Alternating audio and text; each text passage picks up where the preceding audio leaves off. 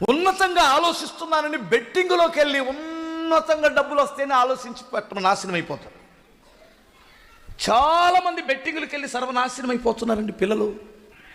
దురాశ దుఃఖమునకు చేటన్నట్టు దురాశ గర్భము ధరిస్తే పాపం పరిపక్వమై మరణాన్ని కంటుందట.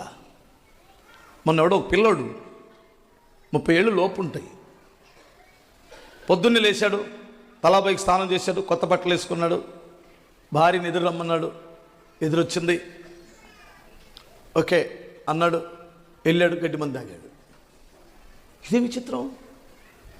నేను అడిగాను, ఇంట్లో భార్య భర్తలు ఏమన్నా గొడవలు ఉన్నాయా? లేవు. అనుమానం ఉందా? లేదు. అంత బాగానే ఉన్నాడు, మరి ఎందుకు వెళ్ళాడు? ఇదే కారణం. భార్యకి, పిల్లలకి, తల్లిదండ్రులకి తెలియకుండా వాడు బెట్టింగులు కట్టి అప్పులైపోయి, అప్పులు వాడు ఒత్తిడి చేస్తే ఒక్కసారి భార్య